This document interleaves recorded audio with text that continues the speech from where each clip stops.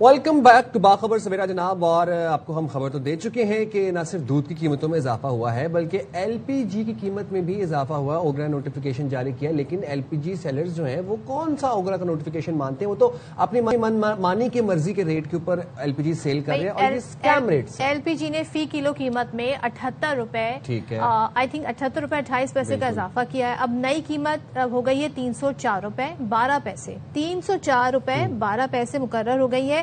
اوگرا کے مطابق جی گھریلو استعمال 11.8 کلو گرام سلنڈر جو ہے 933 روپے 71 پیسے مہنگا ہو کر اب وہ 3588 کا ہو گیا. لیکن ہو کیا رہا ہے سائم, یہ 304 کے بجائے 450 میں مل رہی ہے. یہ 150 روپے پر کے جی. کس بات کا اضافہ ہوا ہے؟ کس بات کا اضافہ کیا ہے؟ 150 روپے پر کے جی.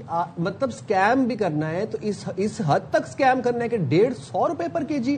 اور ایل پی جی کے اوپر متوسط طبقہ جو ہے اس کا انحصار ہے, وہ ڈپینڈنٹ ہے. یہ بات کلیئر ہے. ایل پی جی مہنگی ہوگی تو روٹی جو تندور کے اوپر مل رہی ہے, بیسک روٹی, وہ مہنگی ہوگی. چائے والے ہوٹلوں پہ چائے مہنگی ہو جائے گی. جو سیلڈ کلاس طبقہ ہے, جو مزدور طبقہ ہے, جو کہ ہوٹلوں پہ بیٹھے کھانا کھاتے ہیں, وہ کیسے کھانا کھائیں گے؟ اور اس پہ کیوں نہیں نوٹس لیا جا رہا, اس پہ کریک ڈاؤن کیوں نہیں ہو رہا کہ بھائی جو نوٹیفیکیشن ہے اس کے بہت ہی زیادہ, اس سے زیادہ چارجز وصول کیے جا رہے ہیں, من مانی قیمتیں وصول کی جا رہی ہیں.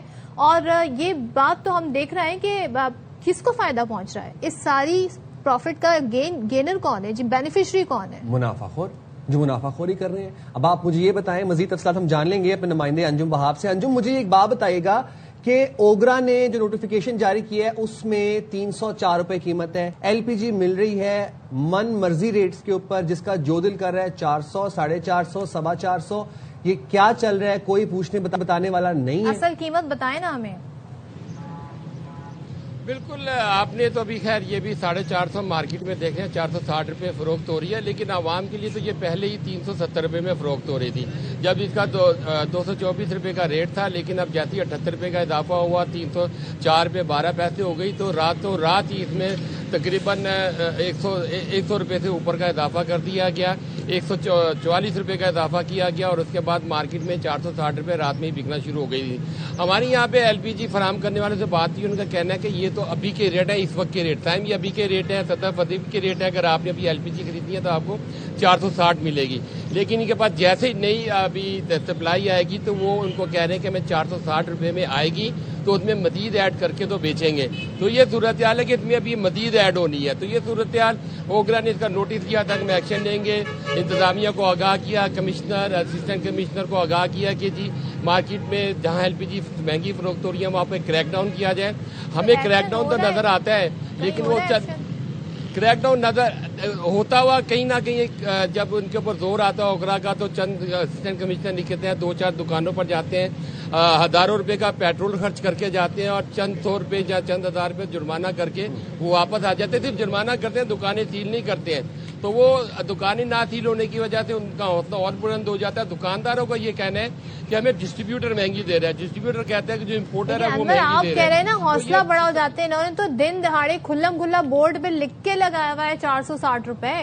تو یہ تو خود دعوت دے رہے ہیں کہ جی ہم تو اسی قیمت پہ بیچیں گے. آپ کہہ رہے ہیں جی ایکشن ہو رہا ہے, مگر ایکشن تو ہمیں اس طرح کا نہیں دکھائی دے رہا. پبلک کو ریلیف دینے کی بات آئے تو پھر ایکشن بھی بڑا ایسا مایوس کن سا ہوتا ہے. ایکشن مایوس کن نہیں, بالکل ہی آپ کہہ دیں کہ اس سے نظریں بند کرنے والی بات ہے. ہر جگہ اسسٹنٹ کمشنر موجود ہے, ہر ڈویژن کا, ہر ضلع کا اسسٹنٹ کمشنر موجود ہوتا ہے. وہ اپنے گھروں سے نکلتے ہیں, دودھ کی دکانوں پر جائیں گے, چند ہزار جرمانہ کریں گے, چلے جائیں گے. ایل پی جی کی دکانوں پر آئیں گے, چند ہزار روپے جرمانہ کریں گے, چلے جائیں گے. لیکن وہ نمائشی ہوتا ہے. یہ دن بھر میں 2-4 دکانیں کر دیں گے. کراچی بہت بڑا ہے, ہزاروں دکانیں ہیں یہاں پر, ان کو کوئی نہیں چیک کرتا. اوگرا بھی نہیں چیک کرتی. یہاں پہ فٹ پاتھوں پہ, کیبن میں, حتیٰ کہ آپ سڑک کے کنارے سلنڈر لوگ لے کے بیٹھے ہیں, وہاں پہ فروخت کر رہے ہیں, ان کو پوچھنے والا کوئی نہیں ہے. تو یہ تو مہنگی فروخت کر رہے ہیں. خطرناک صورتحال بھی ہے کہ سڑکوں پر بیٹھ کے کھلے عام ایل پی جی سلنڈروں سے منتقل کی جاتی ہے, وہ بھی غیر قانونی ہے. لیکن اس طرح کا جو عمل ہے کہ قیمتوں میں اتنا اضافہ کر دیا گیا کہ 150 روپے سے زائد کا اضافہ ہو چکا ہے, اور اس میں 1 گھنٹے بعد مزید اضافہ ہو جائے گا. رکشے والے, گھریلو استعمال کرنے والے سارے پریشان ہیں. کئی لوگوں سے بات ہوئی, وہ ہر طرح سے جو ان کے مسائل انہوں نے بیان کیے, جس زبان میں وہ بیان کر سکتے تھے وہ بیان کرتے ہوئے یہاں پہ چلے جاتے ہیں, روتے ہوئے چلے جاتے ہیں کہ ہم مزدوری کریں, ایل پی جی خریدیں, دودھ مہنگا خریدیں, کیا کریں. हुकूमत है वो खुद बताए कि हम करें क्या, किस तरह अपनी मजदूरी पूरी करें। एक मजदूर की मजदूरी 500 से 1000 रुपए तक दिहाड़ी होती है, वो भी चंद जगहों पे 1000 रुपए मिलती है, वरना 500 1000 रुपए मिलती है। उसमें एलपीजी खरीदे, खाना खरीदे, रोटी खरीदे, जो अब मजीद महंगी हो जाएगी।